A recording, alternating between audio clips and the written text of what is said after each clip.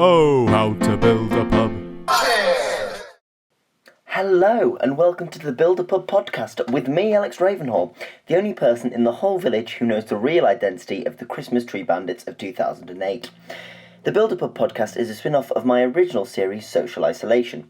I invite guests on to the podcast to, as the name suggests, build their own pubs, from what they have on draft, what food they'll serve and what music they'll play, and also have them share with me some anecdotes and thoughts on the institution of the public house. I'm going to be releasing these podcasts bi-weekly, every Wednesday and Sunday for the foreseeable future. If you can't wait that long, you can also find all 11 episodes of Social Isolation on this very channel. Special thanks at this point to Sam Nason for the graphics and Jack Pethram for the jingle. It's very much a collaborative process. Today I have with me the fantastic Morgan Burgess, who is going to build a pub so magnificent that even Shakespeare would say, "This is a proper sick boozer." Now, whilst alcoholic beverages will be mentioned, this podcast isn't here to glorify drinking. No, it's to glorify friendship, sometimes over a drink. So please remember that, and drink responsibly. That's the PA announcement done, so sit back, change tabs, but keep listening, and enjoy. Oh, how to build a pub. And we're in. I'm going to start by announcing my guest for today. He is a dear friend I've been lucky enough to perform alongside on several occasions, and he's now taking his acting talent to drama school. His father is also part of a company that makes salt shot glasses, so if we were ever to have a guest who is near an expert, it would be him. Welcome, Morgan Burgess. Does your dad not make salt glasses? No. Oh, God. No, he doesn't. I swear your dad makes salt glasses. I thought that was the one fact I knew about you, Morgan, but maybe I don't know you at all. I'm afraid not. He works for a salt company. But he doesn't make salt glasses. I swear you got Harry a gift. One time Harry got me, for Secret Santa, some shot glasses made of Himalayan rock salt. And I was like, oh, right, yeah, sick. I see what you've done there. Because, like, with my dad. And he was like, what? You didn't know that my dad works for Salt Association. How is the salt business? Is it going well? Oh, well, it's a worrying time for the salt business, but... You know, the seas are drying up. We're losing all the salt. It's just going crazy. So that is the worst introduction I've ever done. Thank you. I can only apologise. Welcome, Morgan. It's lovely to have you. It's lovely to see you. Lovely obviously. to be here. Now, obviously, Morgan knows this. He's here to pitch a pub, and he wants me to buy the pub. Only problem is, I've forgotten who I am, because I was walking down the road the other day on my way to Aldi, and I saw a small coin on the floor. And when I went to pick it up, I banged my head, and I got amnesia. So, I don't know who I am. So, Morgan, who the hell are you pitching to? Martin Freeman. Martin Freeman, a hobbit of a man. Yes, I like it. Why Martin Freeman, but perchance? Well, I think he seems like the kind of bloke who loves a good pub. Yeah, salt of the earth, if you pardon the pun. He definitely loves a good pub, and hopefully he will like the pub that I'm pitching. I'm in my head. I'm thinking already hobbity vibes. I'm thinking the Shire, but you'd be wrong. or like really like Soho bougie. I haven't decided yet. This pub does not relate in any way to Martin Freeman. I just really like him as a person. he's a good bloke. I feel like I need to know you a bit better. As I'm Martin Freeman, we're not friends. We've never met before, so. No. Morgan, the best way I can think to get to know someone is, what is the most expensive drink you've ever had? You know, I'm gonna roll that one right off, because that's how conversations go. The most expensive drink. I mean, I do live in London most of the time. Yeah. The most expensive drink I've ever had was at the theatre. And I stupidly, this was like shortly after moving to London, stupidly asked for a double G&T in a West End theatre, Hendrix. It was 12 quid. £12? Yeah. Double digits for a single drink. Are you mad? Yeah. I personally, I think I probably spent about £5 on a pint and nearly cried. But I don't get all your gins and things. One time, I went to a panel show with some friends, and our like president of our society. You went to a panel show? Like not like a proper one. It was like a local comedy night panel show. So it wasn't famous comics. It was just local comics playing some games. It wasn't the best night I've ever had in my life. I won't lie to you. But it was with good people. And our president got us a round of gin and tonics, and it came to like 50 quid. How many? And they're I think about 3 or 4. And it was just doubles. What? Doubles, I think. And I might be quoting it wrong, but I just 3 or 4. 3 or 4 double G&Ts for just under 50 quid. Yeah, it was pretty awful. And then one time, I was getting shouted at work by a woman who was complaining that we didn't have enough drinks. And then she spent £8 on a double quince gin. So I guess I'm the real winner here. But I don't have many of my own personally. Morgan, let's get back onto the pub. I'm getting distracted. The main thing about a pub, let's face it, is the name. You have to have a good name for a pub. Mine would be the Ravens Gamble. I've said this before because it's my name and it's Ed Gamble. 2 things I love. Wait, what is it? Say it again? My pub name would be the Ravens Gamble. The Ravens Gamble. Yeah. That is a good name. Yeah, it's good, isn't it? And to be fair, knowing that I had this podcast, I spent so long working out the best name, and it took me a while. Yeah. That's what you got to contend with, all right? Yeah, he most definitely doesn't contend with that. What is your pub name? Imagine everyone going around and you're going down the Ravens tonight. But the thing is, like the shorthand of it, I wouldn't like it to be called the Gammy. It would definitely be the Ravens. I wouldn't want the Gammy or the Gamble. The Ravens, yeah. So Morgan, what is the name of your pub? Right. The name of my pub is the Heatwave House, because the idea behind it is that oh, bloody hell, Corona, is that it's a summer pub. Yeah. Okay. Is it like abroad, or is it like where is it situated? No, it's in the UK. It's a British summer pub. So I'm thinking Macoff Beer Garden, like huge beer garden, like a field. It's all about the beer garden. Yeah. Have you got an outdoor bar as well? Oh yeah, I've got several. Okay, yeah, no, actually, quickly describe it for me. I want to be there. You want to be there? Yeah. All right. Well, I'm just gonna quickly take a few moments to make this up in my head. It's improv. This is what it's all about. Right. So you walk in. Yeah. Okay. And immediately you're hit with a sea of colour. Wow. All around. And there's little lanterns with different kind of colours. I'm thinking sort of reds and yellows. Yeah. Okay. Heatwave. Yeah. Yeah. Oh, I see what you did there.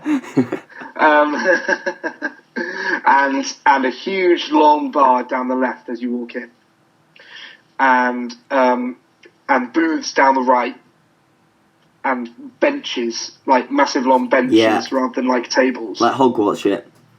Yeah, exactly.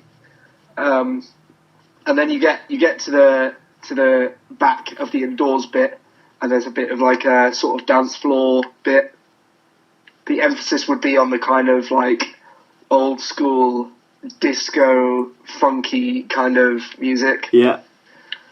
And then you get into the beer garden, and it's huge, and there's loads of hanging trees with lights on them, outdoor booths, benches as well, 3 bars in the outdoor bit. I'm there. Yeah. And a Macoff TV to watch England-Columbia over and over again. Oh, yeah, on the big screen. Just the penalty shooting. Yeah. It's on repeat. Just Eric Dyer's penalty over and over again. On the other TV screen, it's the cricket. Yeah. Just the super over and over again. Lovely. I'm in. I'm wired in now. I know exactly where I am. And me, Martin Freeman, with my little hobbit feet, I make my way to the bar. It takes me a while because I'm quite short. And I get to the bar and I see you have 4 drinks on draft. There are 2 beers and 2 ciders. What have you picked? Okay. Now this this puzzled me. I first of all went for.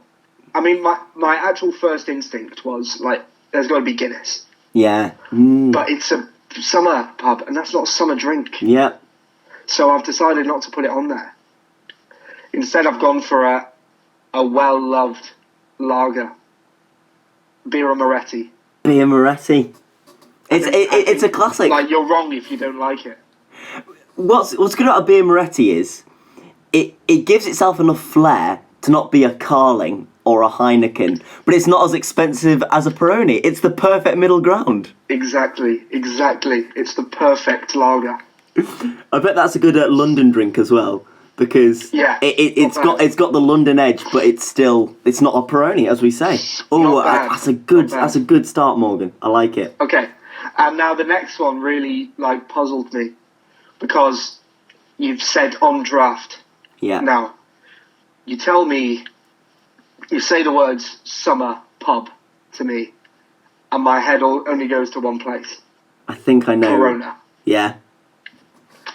The little bottles of Corona with a lime in the top. Yes. In fact, I've actually got there. That.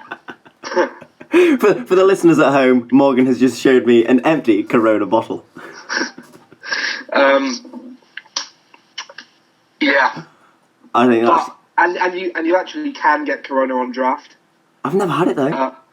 They do it in all bar one, but I've never had it, and I feel like it would just be wrong. Yeah, agreed. Needs to be in a bottle. So as it's on draft, I'm gonna go for something a little bit more hoppy. Mm-hmm. A little bit more, not sophisticated, but a step further than lager. Yes. So I'm going for Beavertown neck oil.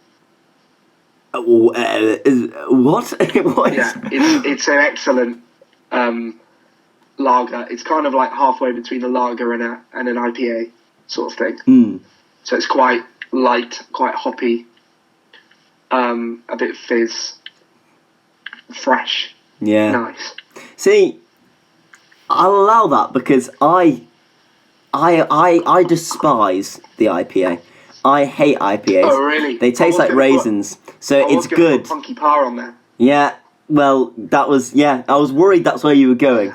But the fact that it's kind of a blend between, it's kind of like a middle ground, I'm okay with that. I'm pretty happy. So no red flags so far. You're smashing it. Good. Onto the ciders, Morgan. The cider, I mean, the first one I put was just Magna's classic sort of British. I mean, I don't drink cider. No. I don't really give a shit. Yeah.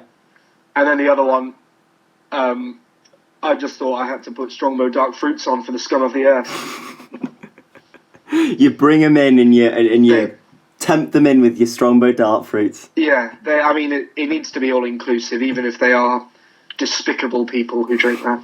But it's a marketing move. It is. It's a marketing move. You got to get them in, and then once they're trapped, you can indoctrinate them into your Birra Moretti type of lifestyle. Superb. That's a good draft. I'm happy with that. And Martin Freeman is actually a huge fan of Strongbow Dark Fruit. So. Oh no, Martin. Oh fuck, Martin. Sorry, I've offended you like that. No, it's fine. I'll get over it. And at least it's on draft, okay? You could have said that and then gone, fuck off, you're not having any. So Martin is content. Next up, we're gonna go for wine. We're gonna go for a single red and a single white. And just a warning, I am shit with wine. I have no idea. Okay. The only wine I've had is that vinegary shit they used to serve at that school ball we had. That's literally my only foray and communion wine. No. So I'm going over to you here for the expertise. Okay, with red we're going to go with a classic Merlot. Simple, everyone likes it. Bish bash bosh. All right. White we're going with a Sauvignon Blanc. Fresh, crisp, citrus, summer. I love it. It's such a pitch. I'm getting really drawn into everything you're saying. I'm glad, Martin. Do I keep forgetting who I am. Joe, what we call a Sauvignon Blanc in the bar industry? Go on. We call it a Sav Blanc.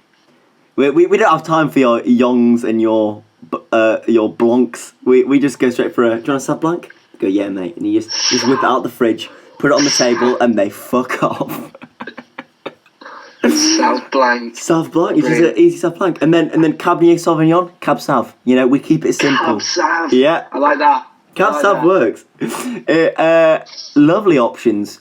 Finally, and I don't know why, I've been quite strict on the other ones. I just give you 3 spirits. You can have like specific spirits. It's like a certain type of rum or something. Or you can just have like vodka, rum, and whatever. I've got specific types for you. Yeah, hit me. What have you got? Three spirits. So you did mention rum. I'm going with Kraken rum. Kraken. Ooh. Have you ever had it? I think I've had it when I went to Oxford with my family. I went and we went into a pub, and then I got a rum, and my dad ordered it for me, but I was pretty sure it was Kraken because that's what he said. It was something like that. It's quite a nice little number. It is. Sure is. Next up, classic Hendrick's gin. Hendrick's. You mentioned Hendrick's. I've never had Hendrick's. What is Hendrick's? It's a brilliant gin. That's all. That's all. That's it. Is it flavoured or is it just straight like Gordon's type gin? Is it like pink or out? Gordon's is shit. Also, you can charge a bit of a markup with Hendrick's because it's a bit more funky than Gordon's. So you can earn a bit more sweet money. I bet. Well, exactly. I bet Martin Freeman fucking loves a Hendrick's gin. Oh, he loves a Hendrick's, definitely. That is definitely right up his alley. Right up Absolutely. the hobbit hole. Next up, final. Right. Next up.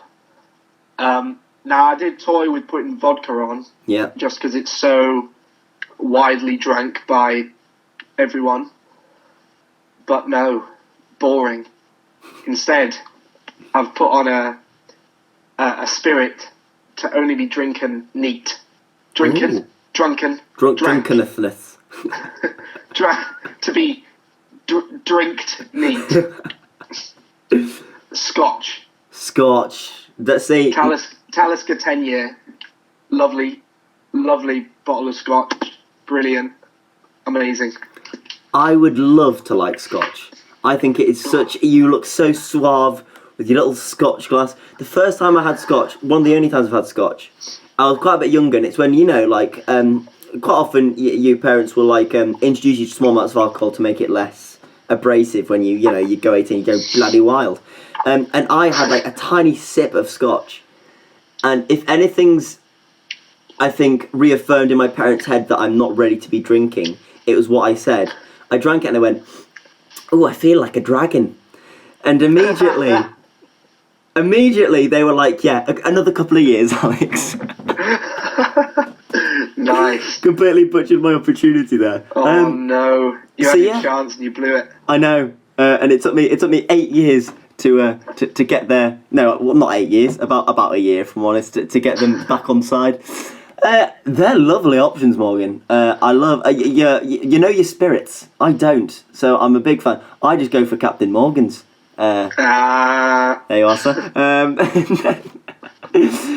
So next up, the last item on sale in your drinks menu is the Heatwave's signature cocktail. Now, Morgan, what is the Heatwave's signature cocktail? What is this fine I'll give you concoction? one guess of what it's called. The Heatwave. Oh, he's good. Oh, Martin knows, okay? Martin knows. Martin's good. So I'm assuming Summery Vibes. Summery Vibes. I took inspiration from a Long Island iced tea. Yes. It's good base. And adapted it. So what's the adaptations? So, we've got rum. Yeah. We've got iced tea. Yeah, good start. It's a Long Island iced tea. That is original. No. I've put lime juice in it. Ooh. And because it's called the Heatwave, I thought it should have some sort of kick. Yeah. Kind of like a what's it called? Is it a Bloody Mary that's got Tabasco in it? I think so. I'm not sure. Or- I assume it is. I thought, what kind of kick would go well with these flavours? Ginger.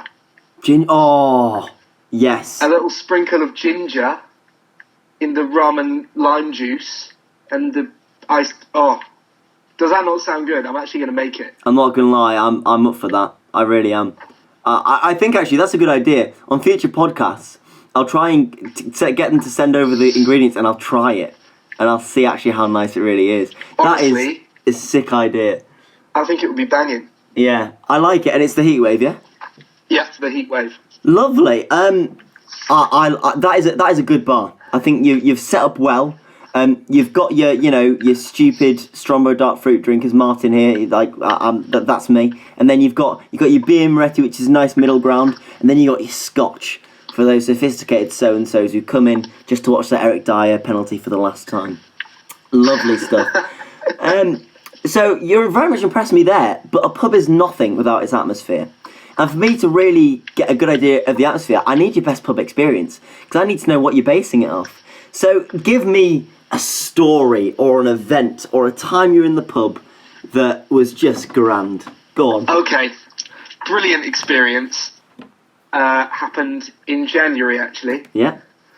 Down in Ye Olde Black Horse, which is my local. Yeah. Actually, a certain Jonathan Friesen was staying with me at the time. He was. And he's also on the podcast very soon. So it's all connected. Oh, amazing. The links.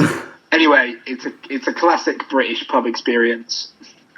Me, Johnny, and my housemates, we start playing pool. We don't usually occupy the pool table at the Black Horse. Yeah. But this week it was our time. And then a couple of blokes come over and they start sort of eyeing us up. Put a pound on the table. No. And they're just like, we'll play the winner, yeah? Okay. So there was two of them, and so it was like a 2v2 kind of thing. Yeah. So is it you and Johnny, or? It was actually me and my friend Diego at the moment, who is French. He's from Paris, and it's very funny. It's very funny that he's French. I don't know why, it just makes this whole thing funnier. But anyway, we were probably playing with these guys for like 2 hours. We probably had about 5 games, and like it kept rotating. But it was just brilliant. It was like a classic British pub. Like anything goes. You just start playing pool with random guys you've never met before. And then afterwards, we were just like chatting with them, asking them what they do. They were asking us what we do. We were like, oh, we're actors. We're at drama school. And they're like, oh, all right. They're from London themselves. And then I've had a few pints by this point, and we're like, oh, what do you do? And one of them goes, plumbing and eating. and I just couldn't hear. So I kept asking. He kept going, plumbing and eating. And then Johnny had to translate. He went, plumbing and heating. I heard plumbing and eating, and I was quite confused. Yeah. That is so true. I think the best experience is when you just meet people on the night. So good. I've had so many where I've met like friends and stuff. I remember one time, and I think you were there. This is my fault because I shouldn't judge people before I meet them. But I was sat in a beer garden. I'm pretty sure with your good self in Osborne's in Yarm. And a guy comes over and he walks over, and he's quite a big guy. He's got a big jacket on, and he's completely bald, and he has a massive tattoo on the top of his head. And I remember thinking, I was a bit nervous, and I shouldn't have been. I shouldn't have judged. And he came over, and I was like, oh, what's going to happen? And he was the loveliest, nicest guy I've ever met. It was such a fun evening, just chatting to this random guy all night and just having a lovely time. It was just like, I just love those random encounters you have with people who you're really not expecting to see, or you're really not expecting much from. They come back and they completely prove you wrong, and that's why so good. The pub is the best place on earth. Fight me, I dare you. It's just the best. Lovely answer. I like that. Because that's like a proper pub. You know what I mean? Like pub experience. It's not about like who you with. It's more about the pub. And that's what I really like about that. Very good answer. We've been drinking now. Martin's on his 4th Strongbow dark fruit, and he's getting a bit pissed. And he's like, That's a lot for a man of 5'6". Yeah, for a little hobbit of a man. And he's feeling a bit drunk, and he's got, oh my God, I've got this job interview later, or audition, that's what they're called. And he goes, I need to sober up. So what does he do, Morgan? He picks out the menu. Now, as we all know, the Heatwave has 3 set dishes. Now, you may not know this yourself, but Martin actually has access to time travel. So if you were to get this pub, you can have very specific meals from very specific times. It could be something you had when you were a child. It can literally, like, the options are endless for these meals. So, Morgan, what are your 3 set meals at your pub? Okay. I'd say only one of these could be classed as a classic pub meal. Mm-hmm. And that is steak and chips. Yes. It is my favourite meal. It's just, it's just, it was a must. Like, it was a must. Yeah, there's no mincing around the topic. It's just there. There it is. Bada bing, bada boom. Bada bing, bada boom. All right. Number 2. I toyed with the idea of fish and chips because it's classic British, whatever. Yeah. But then I thought, you know what? What would really suit the atmosphere of this pub I'm creating? And also, what do I actually really like that's along those lines but isn't the classic fish and chips? So I've gone with calamari. Oh, yeah. I had calamari the first time in Madrid, and I had no idea what it was, and it was absolutely gorgeous. Garlic and a garlic sauce, a calamari, you can't go wrong. Battered or not battered? Oh, battered. Oh, really? Well, I literally have calamari. I literally have these little calamari rings. They're absolutely lovely. What, just the squid? Just the squid, yeah, no batter. It's actually not as bad as you might think. That is nice as well. Yeah. That could be a vegetarian option. Yeah. Calamari without the batter. Or pescatarian at least. Or just the batter without the calamari. And your final meal of choice, Morgan? Well, it's not really a meal. Well, Spanish tapas platter. Oh, sublime. Patatas fritas, what was they called? Them little potato fellas, they're gorgeous then. Tapas. I remember I went on holiday to Spain a couple of times when I was younger, and one of the times we went to the north of Spain, because that's where some of my family are from. Yeah. From Bilbao. And I remember like having some tapas there. It was absolutely unreal. In like a traditional northern Spanish tapas bar. Oh. Yeah, brilliant. I'd have that. There's nothing better than going to the actual place and getting them. It's like... so good. Do you know the only place I've ever had tapas? Don't say the bull. Dundee, Scotland. I'll tell you what, if you want an authentic Spanish tapas experience, you go to Dundee, Scotland. You have an absolute worldy little number. Dundee. It was actually very nice. Was it? It's the only time I've had tapas. Tapas place, or did you have it? It was at a tapas bar rather than it being like tapas on serving it somewhere else. Fair. So yeah, it's absolutely gorgeous. But yeah, why haven't I had tapas since? That's what you've inspired me to do. I'm gonna have more tapas. Tapas is great. There's a couple of places in London that do tapas that I absolutely love. That's what you should do. I bet it's spenny though. Yeah. You know what? It's not awful. It is. Isn't it? I mean, it is because like the dishes might cost about £5 or £6 each, and if you actually want a decent meal, you get about 1 million of them. Yeah. But it's not somewhere I would just go like with a mate or something. I'm usually with family, so it's not too bad. Yeah. Lovely. So Martin has grabbed himself a lovely plate of tapas. He's gone for the tapas. He likes the great choice. Great and choice, Martin. He's scoffed it down. He loves his patatas fritas. Bravas. Bravas, they're the fellas. And he feels a bit more relaxed now. And obviously, he's quite like a like a high profile person to have in your pub. You're also pitching to him, so there's a lot going on. There's a lot of levels. A lot going on. And you go up to him and you're like, "Do you mind if I sit down?" He's like, "Yeah, of course, go on." And you're opposite me, Martin Freeman, and he goes, "Look, I love the idea, but you seem too good to be true. So I need you to tarnish yourself. I need you to tarnish your reputation. I need to know the most embarrassing pub experience you've had. So I know that this place isn't got loads of dark secrets. I need to know your worst truths." So, Morgan Burgess, in front of the eyes of the 12 people who watch these videos. Wait, is this a video? No, sorry, no. Well, it will be a video, but there won't be any visuals. It'll just be the sound. So it's as in it goes on YouTube. So it's like, but you don't see us. Yeah, just audio. Yeah. So for all of our 12 listeners, they come every week and they deserve to know the truth. So Morgan, what is your most embarrassing pub experience? I think this is an experience that a lot of people could share. Yeah. You're in the pub. You might be hoping to,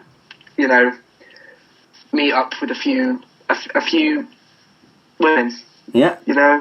Out with the boys. Spirits are high. Across the pub, I see a girl who I used to be at school with. Ah. I'm talking like before Yarn.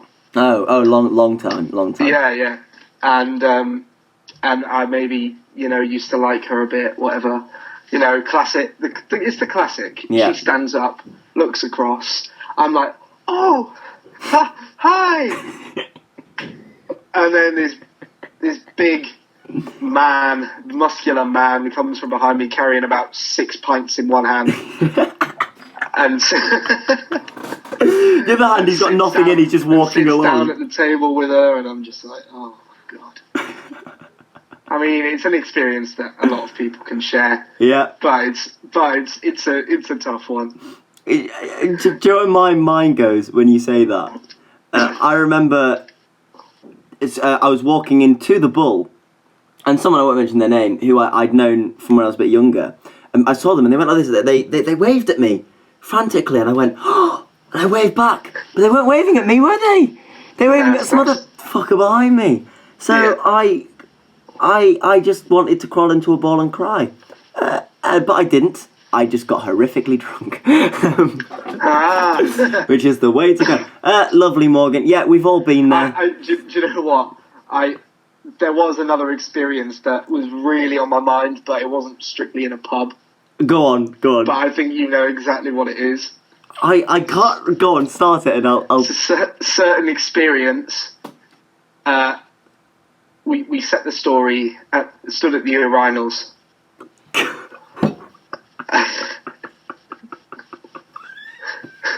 Do you want me to sell it? Because obviously there's the punchline for you, if that makes sense. Oh, right. So, okay. Me and Morgan were at our friend's birthday. Harry Evans, everyone comes on this podcast. And we'd gone to the toilets and we were both, there were 3 urinals. And as all very confident men do, we went opposite ends as far as we could away from each other. And we were just, doing what we need to do. And a man came in and he stood in between us and he started weeing and he just kept going and just making all these horrific sounds. Every iteration that could come out of a person's mouth, he was making, and he was just exhaling really. He was like snorting and stuff. Honestly, it was so loud. It was horrific. And me and Morgan were trying to stifle our laughs. Like really tensed up. You're holding it in so much, and the icing on the cake. So I thought, was that the man let out a huge blast of air from his rear. He farted extremely loudly. And at that point, we just couldn't keep it together. We both started cackling. The guy went to the things, washed his hands, left. I was on the floor in hysterics. Morgan was laughing her head off. And I turned to Morgan and I went, "Did you hear him fart at the end?" And Morgan goes, "No, it was me." So it just got a bit too much for you, Morgan, I think.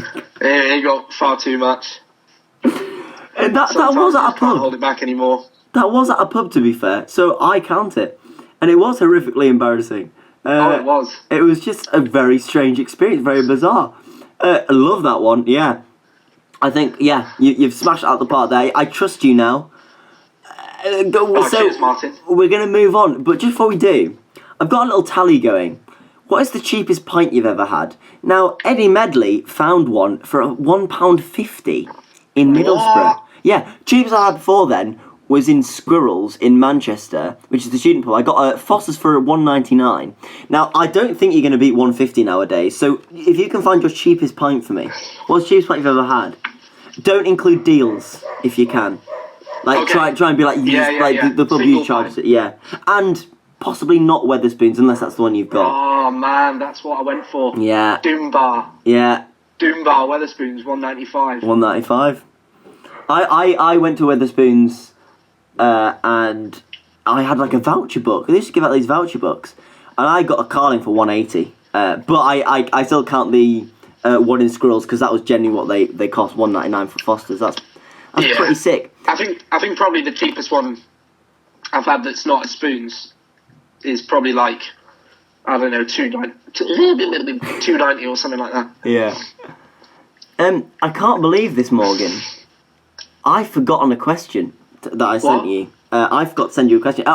Sorry, spoiler, guys. We do pre-plan some of these questions. I know it does seem we're very off the cuff and quick, but I'm afraid there is some planning going into it. So you can have a bit more time on this. I'll set it, then I'll give you another question so you can have a think about it. But in your pub, you have a jukebox. Oh, okay. But unfortunately, because you spent all the money on everything else, you only have one album in the jukebox. Okay. So what is your one album that you can that plays throughout your pub? So be thinking about that. But my next question for you actually is, Martin enjoyed that conversation, and you left and he went to watch TV, and the electricity cut out, and he couldn't do it. So what does he have to do? Well, he's got to do some sort of game or activity. So Morgan, what do you have within the pub? And you're only allowed one. I don't care. Yeah, that's right. I'm setting random bits of legislation for you, which wasn't the right word, but here we go. So what is your one game or activity you have in your pub, and why? I mean, after my greatest pub experience, it has to be the pool table. Yeah.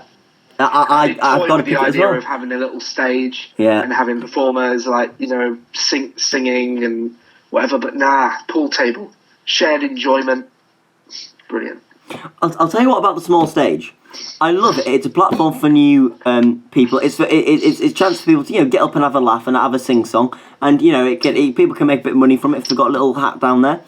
But as a punter or as a customer, I do find it a bit uncomfortable sometimes. For instance, we were in the Ketton, which is a great pub. They sometimes have a performer there, but they have it at a really weird angle. So really, only two tables get the experience of the singer.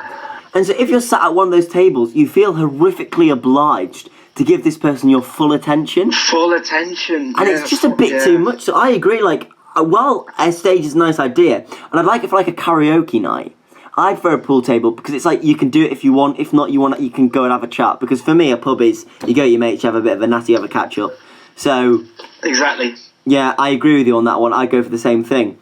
Outside your pub, you have a blackboard. Now, a blackboard is a great idea. You can show all your deals, but we don't care about that. A blackboard, you can show your wit, or you can have something on there that brings in... They laugh and they go, tell you what, I'm going to go for a pint in there. So, as an example, I was watching Afterlife, Season 2, and in the pub, they had the blackboard. You can gin and beer it. Grin and bear it, and I thought that was quite nice. In fact, I think it was actually gin and bear it, but I thought add the beer in for a double pun. You can't have too many puns. So if you could think of one, or maybe you've seen one online, what would be your blackboard message outside your pub? I'm afraid it's not a pun at all. That's fine. And it's not targeted at bringing in any old customers. Yeah. It's targeted at one person. Okay. There's nothing witty about it. Yeah. It'll just say, Gary Oldman, if you're there, please come in. Please, Gary. Gary, please. That's it. That is funny though. I think people would see that and they'd like it and it would go viral on Twitter, and then one day Gary the old man would walk in with... I only want I just want him to come in and Yeah. have a pint. That's all I want. I just have a sit down with you. Well, it's interesting because we can get on to another question in a minute where he might pop up again. I don't know. I don't know what your answers are. But before we get on to our final question, Morgan Burgess, you have your jukebox. You have one album. What is it? Geography. Tom Mish. Tom Mish. Tom Mish is good. I know that, but I don't know much else. So please The reason expand. is because I started listening to Tom Mish in the summer of 2018, and it was when I'd just learned to drive, and I remember driving around everywhere, windows down, hot sunny weather, blasting the Tom Mish out everywhere I went, and it just reminds me of summer, and that's what I'm going for with this pub. And it's just, brilliant summery feels, summery vibes. It's really interesting you say that, because I have a very similar song with a very similar memory. I remember when I first started driving, a song that I'd play a lot of the time. And I remember driving you back to your house, and on the country roads, me and you singing Shotgun by George Ezra, at the peak of our voice. And that for me is a real snapshot of those summers, which I think I might slightly be past that just because everyone's moving on, we're both leaving drama school and university next year, so it's not like you've got that close group of friends anymore who are going to be around all the time, and you're not going to be able to see them for those long periods of summers. So it's a real nice snapshot back, and people come into that pub, and for you as well, you'll be like, I've got this eternal summer now. And I think that's a really nice answer, Morgan. I like it a lot. But shock horror, none of that matters. In fact, for Martin Freeman, all that matters is the answer to the final question. Now, this is a question you get asked a lot of the time. People come up with this question a lot. It's a great question to ask. And once again, Martin has access to time travel, so feel free to use his time machine to grab people. But my question to you, Morgan, is, if you could have 5 people to visit your pub, who would it be? Who do you want to have a pint with? If 5 people could come to your pub, who would they be? Why? I want details, Morgan. I want it all, because this is all that matters now. So, person number 1, who would it be, Morgan? Big old Gaza. Gaza Oldman. Gaza the old man. Yep. Any reason in particular? I mean, apart from the obvious? No, the obvious. He's my fucking hero. That's it. Yep. That's all you need, to be fair. I also think he's one of those people who, never meet your heroes. Yeah, he might be one of those. That's what I'm worried about. Yeah, it's just that, no, I don't think he'd be bad. I just think he'd be very understated. He strikes me as a person who doesn't say a lot. Do you know what I mean? That's why I want to drink all... It needs to be an all night. Yeah, so you can warm him up. It needs to be a bottle of scotch between us. Yeah, agreed. It needs to be that. Also, definitely a Scotchman. 100% a Scotchman. Oh, yeah, definitely. That's the reason you did it, didn't you? So you could lure him in, you bastard. Just for Gaza. Yeah. I might put a picture of it just on the blackboard. Or a bottle below it with a note saying, for Gaza. For Gaz. Love it. Person number 2. Is Martin Freeman an answer? He can be. And it would also look very good if you picked him. But also, you can pick another person if you'd like. Generally, just your top 5. All right, yeah, I'm going for the 3 man.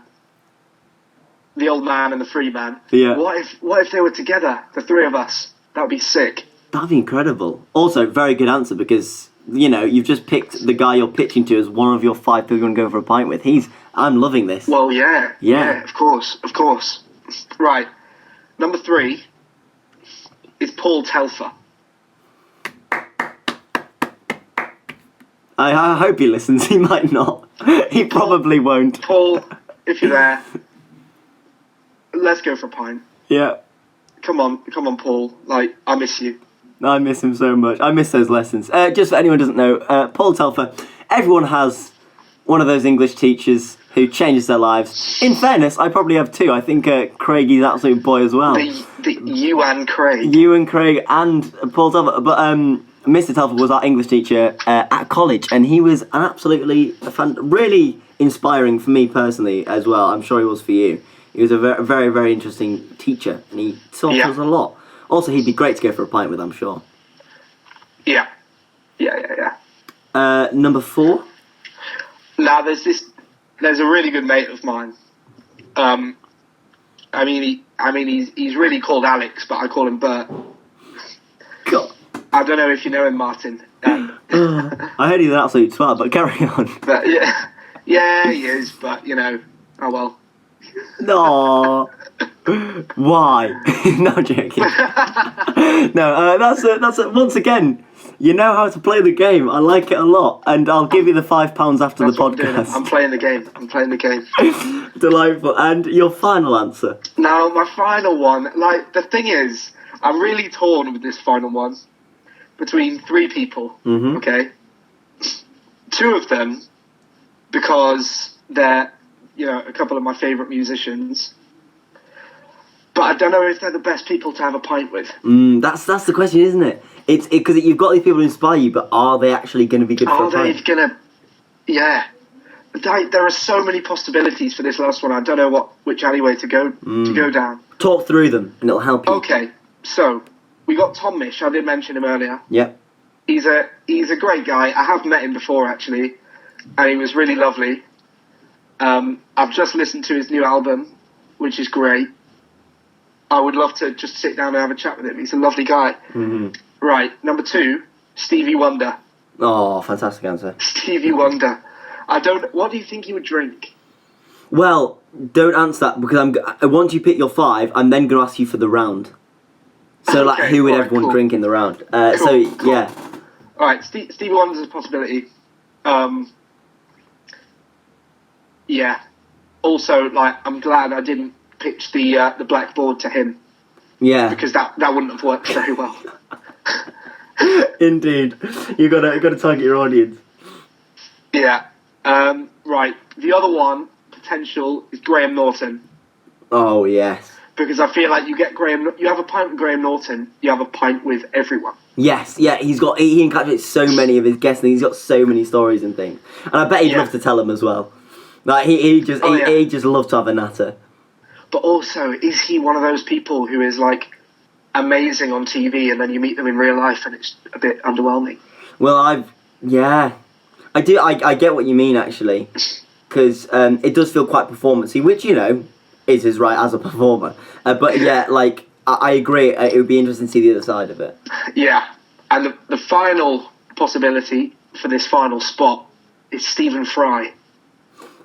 What would be one of mine, probably, debating it. But yeah, I think Stephen Fry as well. is a national treasure. He is, and he's such an interesting, funny. Yeah, you know what? I'm going to go for Stephen Fry. I feel like there's hours of stories, intellectual chat to be had there. Yeah, I feel like he'd changed my life. So quickly, just to go through them all: Gaza, as he's known to his close friends; Martin,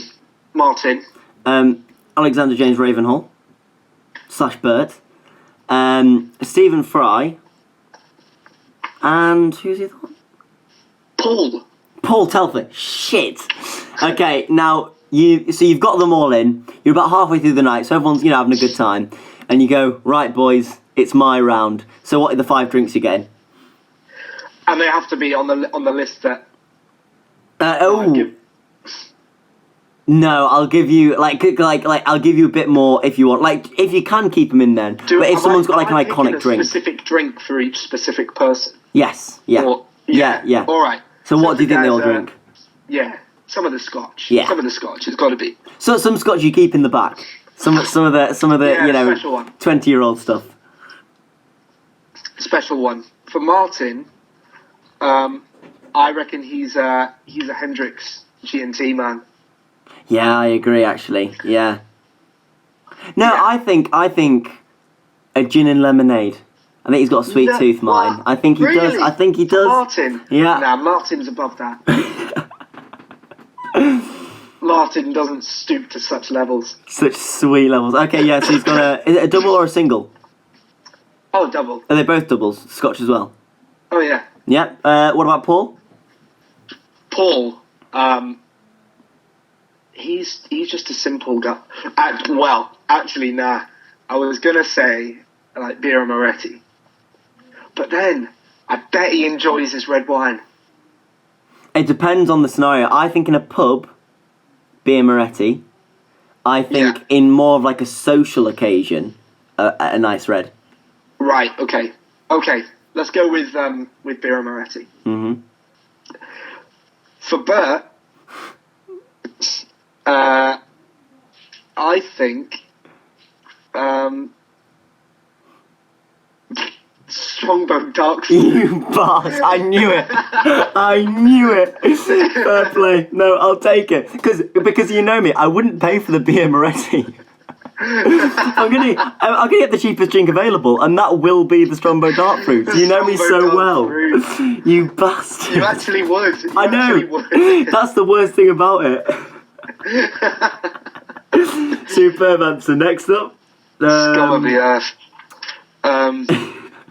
And then for Stephen. For Stephen, yeah. Stephen. Yeah, definitely the Merlot. Yeah. Oh, most definitely. Yeah. You could even have at some point in the night, Paul and Stephen sharing a bottle. I could see that going. Yeah. If we break off. Yeah, into smaller groups. We set up Paul with Stephen. Yeah, they'd have some great That would be a match made in heaven. Yeah. And then who's the other? Stevie Wonder. Oh no, we didn't have. You can answer though, like what you think their drinks would be. Or Stevie Wonder. Stevie Wonder would be drinking a heat wave. Yeah. 100%. Yeah, he'd be living his best life. Yeah. Lovely. I think it's a hard one. I'm not going to answer all of them. Just a couple who spring to mind. Victoria Wood, obviously, rest in peace, but I think she's quite an interesting character. I would love to find out more about her. But that also, would be good. I don't know if you know him, but Bill Lawrence. Bill Lawrence? He was the showrunner for Scrubs, Spin City, something Town. I can't believe I've forgotten that one. Cougar Town. So he's a comedy writer in America, and I just love to know how it all works. I find it so interesting. Like, firstly, how he got into writing, then how he got into like the show running, and like how he does like how in America they can write so many episodes. It's just like ridiculous. I find it mental. Like Always Sunny, like it's prolific, isn't it? Yeah, they just ream them out. So yeah, I think he'd be a really interesting one to get to know. But yeah, I'm going to tease those ones, and I'll keep teasing some as I go along. Morgan bloody Burgess, you've absolutely smashed that out the park. Martin, I am very excited to say that you have got your pub, and I hope it goes as well for you as it should, because it's a fantastic idea, and there are some lovely stories woven into it. I think it's absolutely fantastic. Thank you for coming on, Morgan. Was it okay? Did you have a good time? It was a pleasure. Absolute pleasure. I always like to ask, just in case you go, that was the worst shit of my life. No, it was great. And I actually want to do this pub now. Yeah, I know. That's the thing. Like, I do always say, if I wasn't an actor, I would want my own bar. Yeah. Well, if I was rich enough, so if I'd made it in another career, I'd love to have a bar as a secondary career, but I wouldn't mind if it didn't make money that way.